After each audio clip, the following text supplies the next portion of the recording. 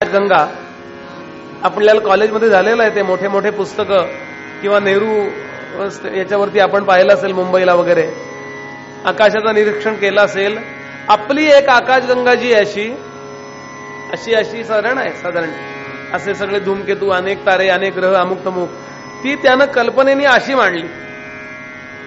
Side view, front view, elevation plan असतं ना, तर त्यांनी वरचा व्ह्यू केला वरून.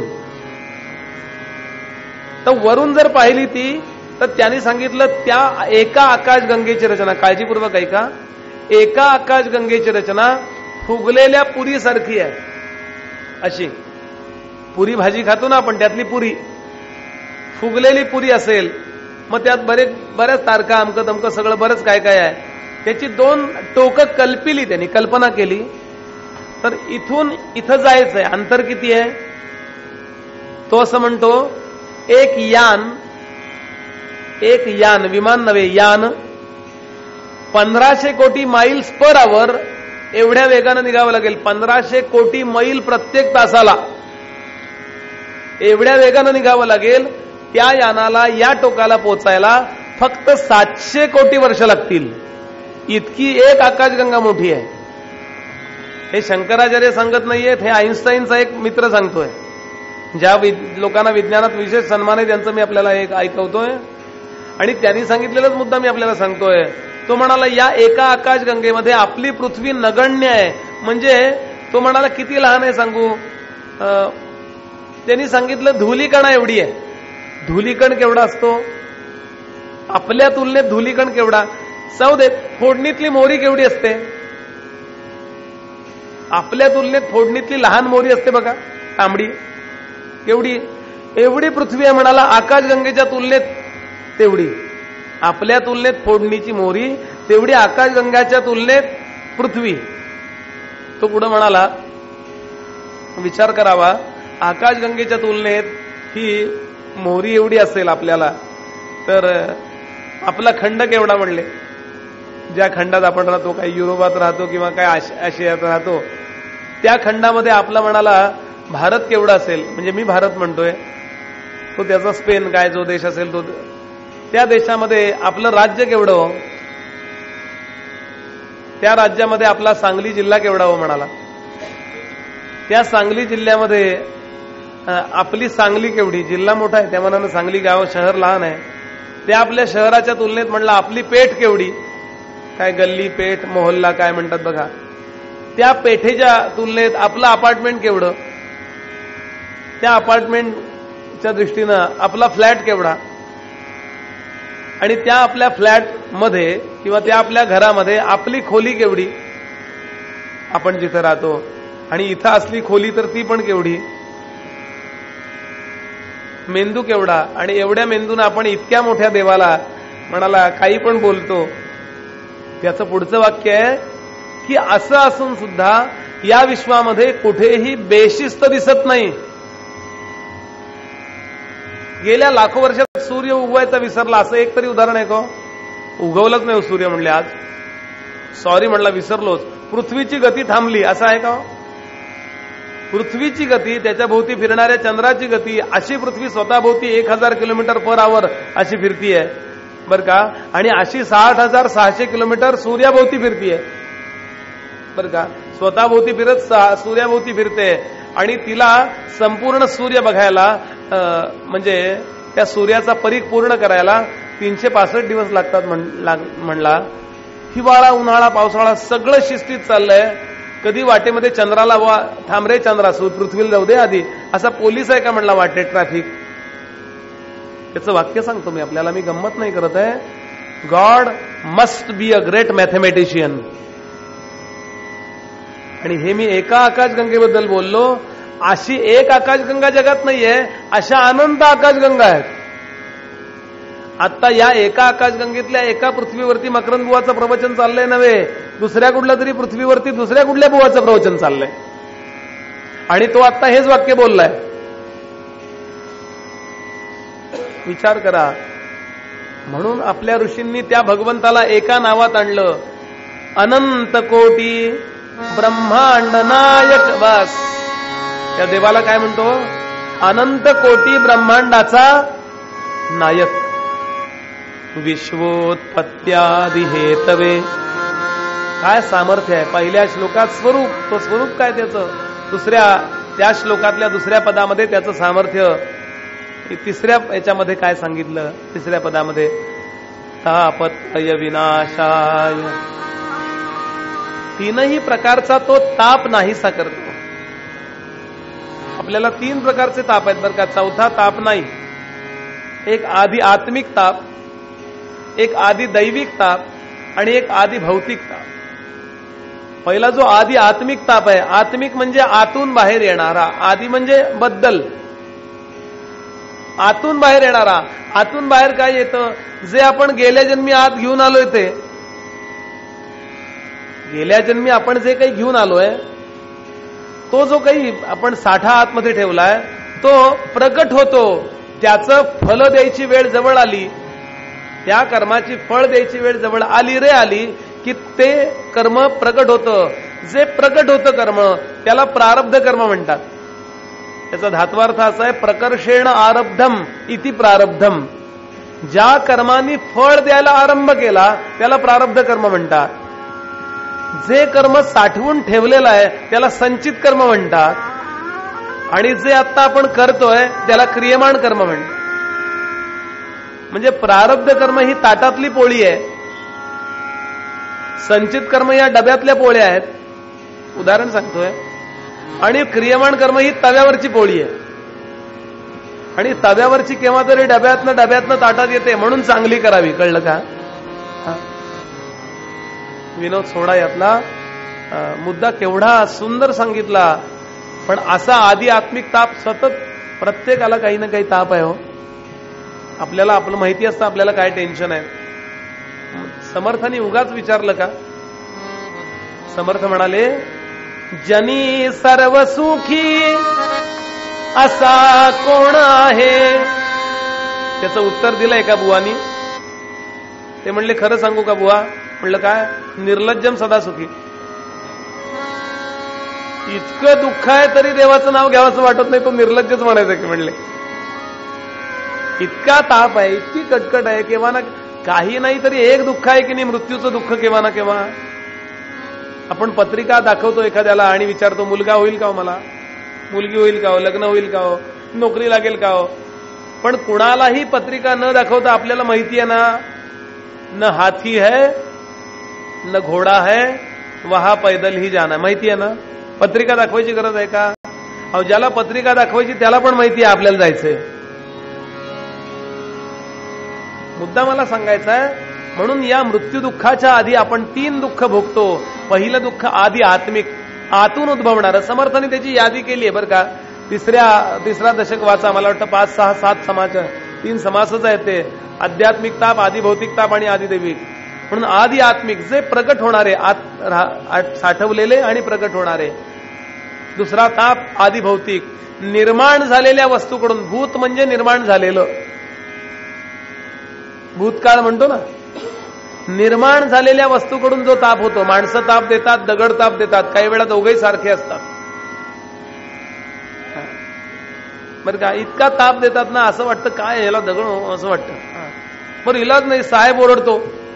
साहेबाला आपण बरोबरीने सांगत असतो, अहो साहेब असं असं आहे हो, असं असं आहे हो. पुण्यामध्ये मला आठवतं एका शाळेमध्ये एक मॅडम होत्या आणि त्यांना कॅन्सर झाला होता.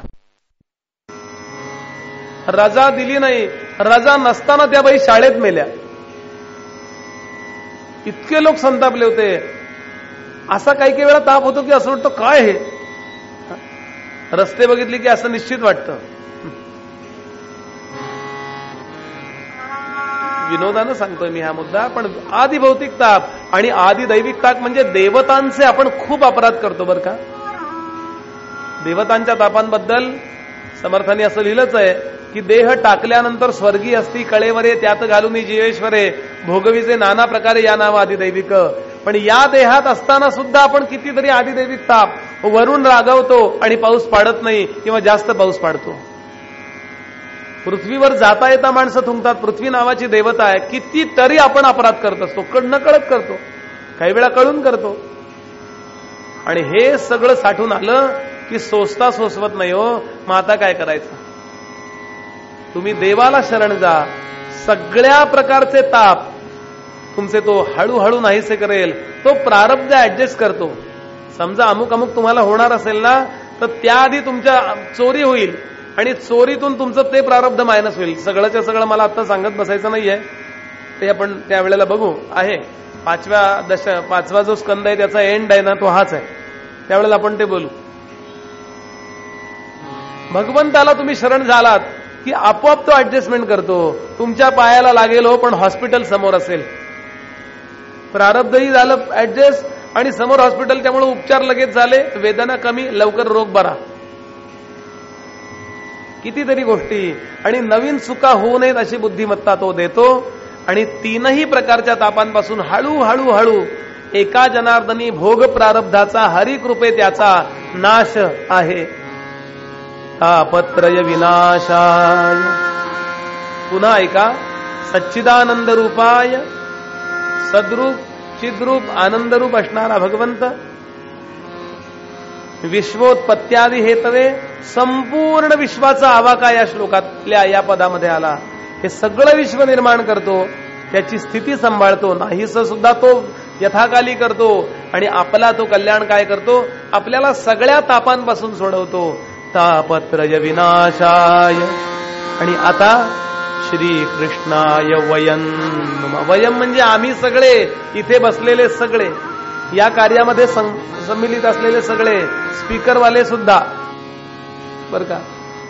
स्पीकर लावायला माईक लायत म्हणजे त्यांचा याच्याशी संबंध आहे असं नाही. इथे ज्या अर्थी ते आले भागवताशी निगडीत, त्या अर्थी काहीतरी आहे पुण्य म्हणून आले बरं का.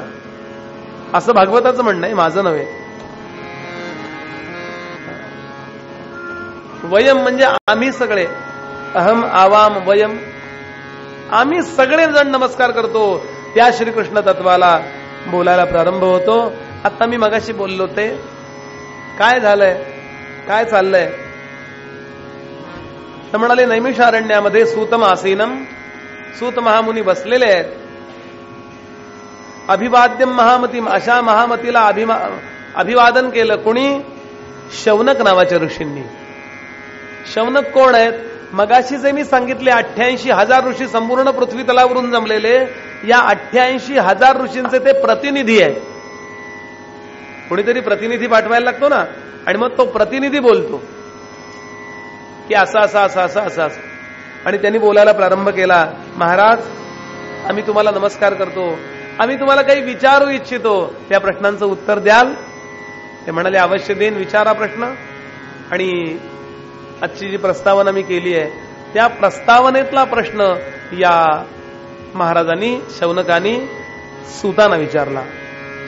इह घोरे कलौ प्रायो, इह घोरे कलौ प्रायो, जीवश्चा असुरतांगतः, क्लेशक्लान्तस्य तस्यैव, क्लेशक्लान्तस्य तस्यैव, शोधने किं परायण.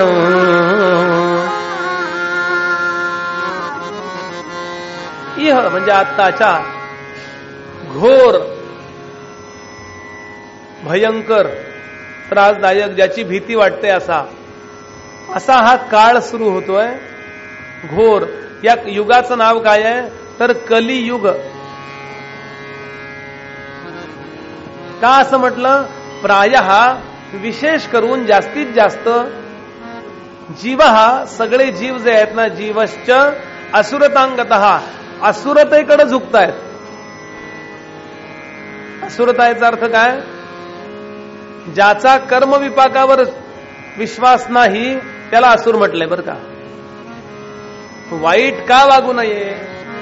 जर मी आत्ता वाईट वागलो तर याचं केव्हा तरी मला फल भोगावं लागेल. आणि मला जसं भोगावं लागेल तसं मी आत्ता जे काही वागतोय वाईट, त्यामुळे दुसऱ्याला त्रास नाही का होणार. समर्थ म्हणाले, आपण असं चिमटा घेतला तेणे कासावीस झाला, आपणावरून दुसऱ्याला राखत जावे. आपल्याला कोणी वाईट बोललं, आपल्याला कोणी वाईट मारलं, आपल्याबद्दल कोणी वाईट पाठीमागनं बोललं आणि आपल्याला कळलं की आपल्याला वाईट वाटतं की नाही, मग असं मी दुसऱ्याची बोललो की वाईट वाटणार आहे की नाही? त्यालाही वाईट वाटणार आहे. मला वाईट वाटू नये असं जे मला वाटतंय काका मी सांगतो, मग भजन सुरू झालं की सांगतो, मध्ये नका डिस्टर्ब करू.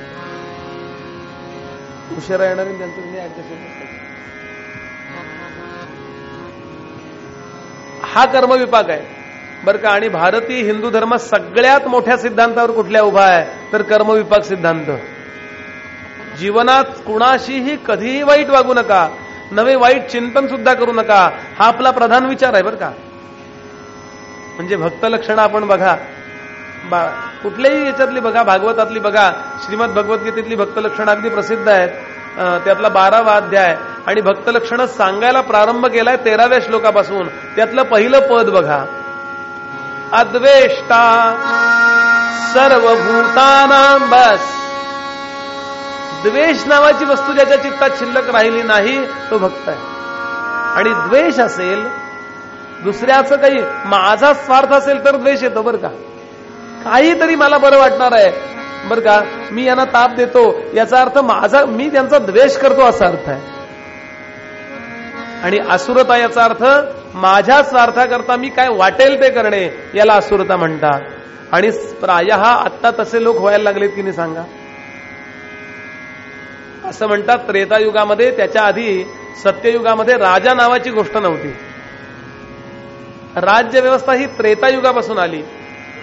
त्यावेळेला गाड्या नव्हत्या का, गाड्या होत्या ना, बैलगाड्या वाहनं होती. रस्त्यावरून जर 2 बैलगाड्या समोरून आल्या बरं का, 2 बैलगाड्या समोरून आल्या आणि रस्ता जर अरुंद असेल तर त्यातला एक गाडीवाला दुसऱ्याला सांगा आधी तुम्ही जा मग मी जातो. आणि त्यामुळे ट्रॅफिक जाम होत असे असं वर्णन केलंय पुराणातून.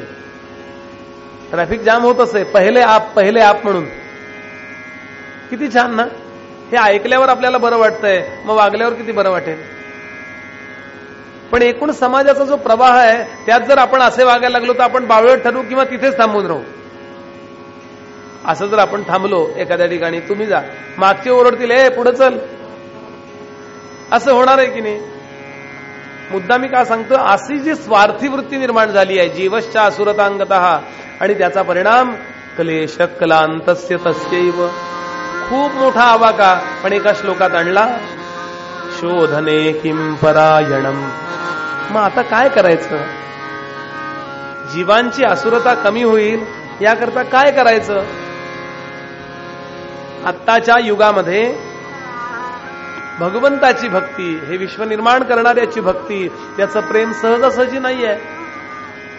माणसं देवधर्म करीत नाहीत असं नाहीये, देवधर्म भरपूर करतात. सगळ्या तीर्थक्षेत्रावरची सगळी गर्दी आज आपण बघा पूर्वीच्या तुलनेत खूप वाढलेली आहे. सगळ्या. तरीही खून बलात्कार वाढलेत की नाही हो. पूर्वी गर्दी कमी होती, हे पण कमी होतं. लोक भक्त जास्त झालेत तर चांगलं वागायला पाहिजे की नाही त्यांनी. याचा अर्थ असा आहे,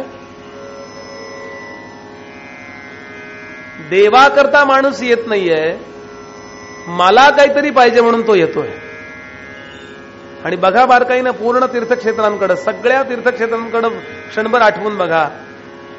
आमच्या गुरुजींनी सांगितलं, ते म्हणाले आज धर्मरूपी गायीच्या दोहन सगळे करतायत, धर्माचा फायदा सगळ्यांना पाहिजे, पण धर्मरूपी गायीला चारा कोणी घालत नाहीये. किती मोठा मुद्दा आहे. म्हणून तुम्ही देवधर्म किती करता याला महत्व नाही, तुमच्या चित्तात सज्जनता किती याला जास्त महत्व आहे. माणसं कांदा लसूण खात नाहीत हो, पण रिश्वत खातात. थोडाफार कांदा म्हणजे ते खात जा नाही मला सांगायचं. आपण आचार धर्म असा सगळा त्या कर्मकांडात आणून हे ठेवला. म्हणून गोंदवलेकर महाराज सांगायचे, या चातुर्मासात कांदा खाणार नाही असा नियम करण्यापेक्षा या चातुर्मासात कुणाचं मन दुखावणार नाही असा नियम करा. आता उद्या प्रवचनाला गर्दी वाढते की नाही बघा. बुवा म्हणले सोयीचं बोलले, कांदा खाण्याच्या पक्षातले आहेत ते, उद्यापासून जाऊया. असं नाही मला म्हणायचं. हेही सांभाळा, ते जास्त सांभाळा ना, जास्त काय महत्वाचं आहे. आणि ही असुरता, स्वार्थी वृत्ती, मला पाहिजे बस. आणि यामुळे ऋषी मुनी अत्यंत दुःखी झाले. आणि हे ऋषी सांगतात, भक्त्योग वर्धनम यत्र कृष्ण संतोष हेतुकम तदहम ते भी दास्यामी. ऐका, सूत म्हणाले मी तुम्हाला सांगतो काय करायला पाहिजे. सूत महामुनी सांगतात याच्यावर उपाय काय.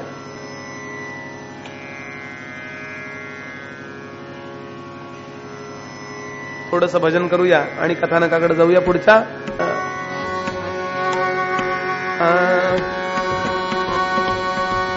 ताठ बसायचं, खणखणीत टाळी वाजवायची आणि खणखणीत नाम घ्यायचं. नारायण नारायण श्रीमन्नारायण नारायण नारायण.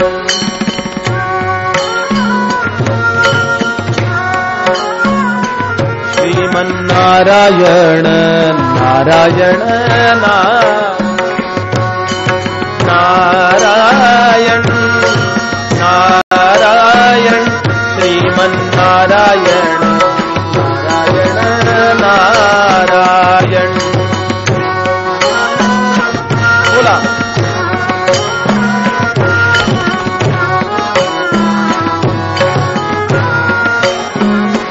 श्रीमन्नारायण नारायण नारायण श्रीमन्नारायण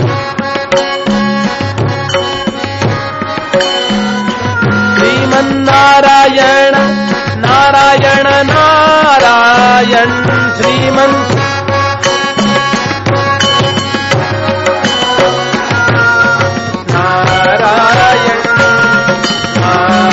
नारायण श्रीमन्नारायण नारायण नारायण.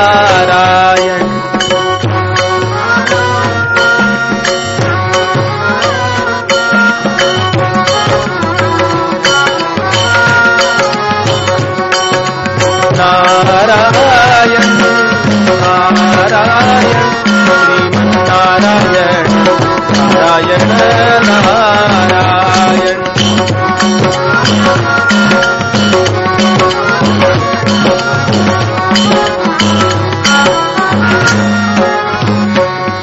ओम नमो भगवते वासुदेवाय. ओम नमो भगवते वासुदेवाय. ओम नमो भगवते वासुदेवाय. सूत महामुनी सांगतात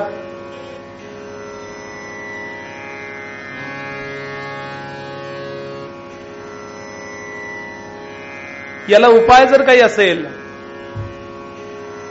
आपलं जीवन अंतर्बाह्य पवित्र असावं, आपल्या जीवनात काही कमी नसावं, आपल्या जीवनामध्ये ऐहिक कल्याण असावं, नीट ऐका, पारलौकिक कल्याण असावं आणि यथाकाली आध्यात्मिक कल्याणही साधावं. असं जर आपल्याला वाटत असेल तर आपल्या जीवनाला एक विलक्षण आयाम असावा लागेल, एक शिस्त लागेल.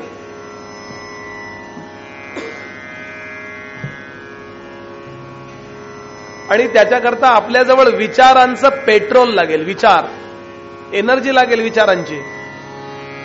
अगदी पक्केपणानं मी अमुक अमुक करीनच असं पक्क ठरवावं लागतं. आणि तो पक्केपणा चित्तात यायला द्वापार युगामध्ये तो साधारण मनुष्य पक्का होता, त्रेतायुगात त्यापेक्षा पक्का होता आणि पहिल्या सत्ययुगामध्ये अगदी पक्का होता. कल्याण करून घेईनच, माणसं व्यवस्थितच होती. पण आता आपल्याला साधनाची गरज पडायला लागली. आणि ते साधन जर काय असेल कलियुगातलं, कृतयुगामध्ये भगवंताचं ध्यान केलं, माणसं प्रपंच करायची आणि विशिष्ट वय झालं की म्हणायचे आता ध्यान करतो. एखाद दुसऱ्या वेळेच्या ध्यानामध्ये म्हणजे एक दोन गुरुकडे जाऊन एक दोन सिटिंग मध्ये आत्ताच्या भाषेत काम व्हायचं. उदाहरण देईन मी आपल्याला. वेदकालीन पुराण काळी यज्ञयाग करायला लागायचं. थोडं सूक्ष्म पातळीवरचं जे काही हे आहे ना चिंतन, ते स्थूल पातळीवर उतरलं. कर्मकांडाची गरज लागायला लागली. यज्ञ करा, रामाचा जन्म.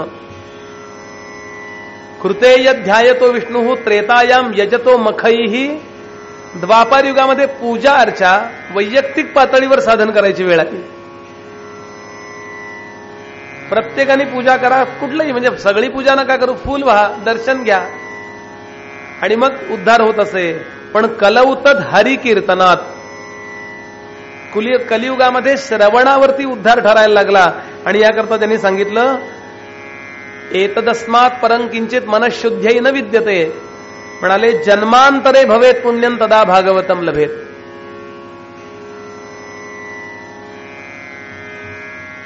आत्ताच्या युगामध्ये आपल्या कुटुंबाचा, आपल्या सगळ्यांचा उद्धार व्हावा वाटत असेल तर भागवताचं श्रवण करा.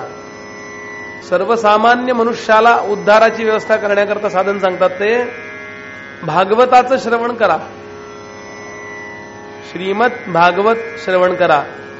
एतदस्मात् परं किंचित मनःशुद्धे न विद्यते. मनाच्या शुद्धी करता, चित्ताच्या शुद्धी करता यासारखं साधन नाही. न विद्यते असं नाहीच आहे, हे काही उपलब्ध नाही. विद्यते म्हणजे आत्ता विद्यमान नाही. काय? श्रीमद भागवत श्रवण. पण जन्मांतरे भवेत पुण्यम, जन्मजन्मांतरीच्या पुण्याईनं भागवत लाभतं. जन्मांतरे भवेत पुण्यं तदा भागवतम लभेत. अनेक जन्माची पुण्याई. नाही का कल्याण स्वामींनी दासबोधाच्या आरतीत लिहिलं, अपार पुण्य गाठी तरी श्रवणला आहे. अपार पुण्य गाठी तरी श्रवण.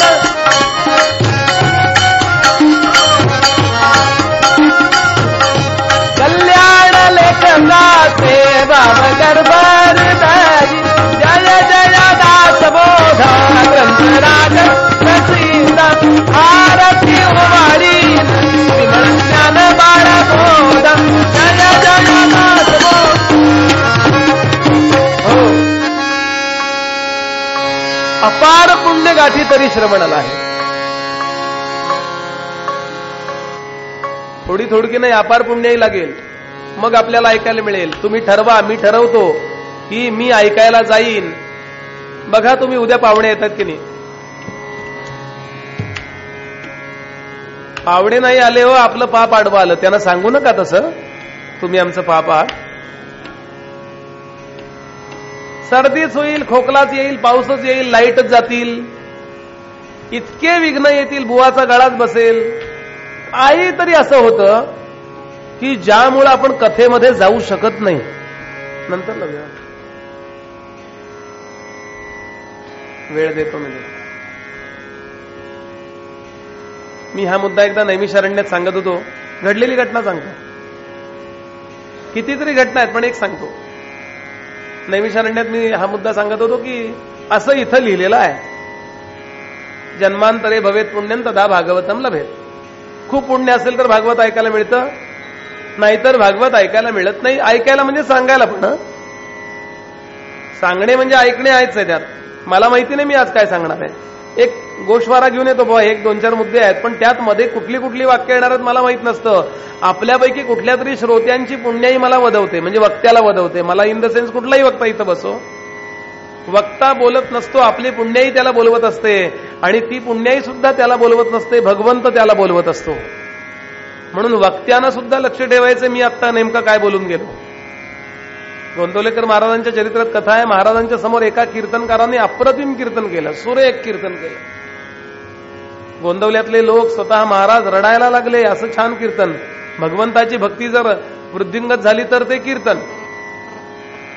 आणि कीर्तन आटोपल्यावर बुवाला असं वाटलं किती छान मी कीर्तन केलं, असं त्याला वाटलं. ठीक आहे, महाराजांना नमस्कार केला आणि त्यांनी विचारलं कसं काय झालं महाराज कीर्तन. महाराज म्हणले फारच छान झालं रे, पण तू ऐकलंस का.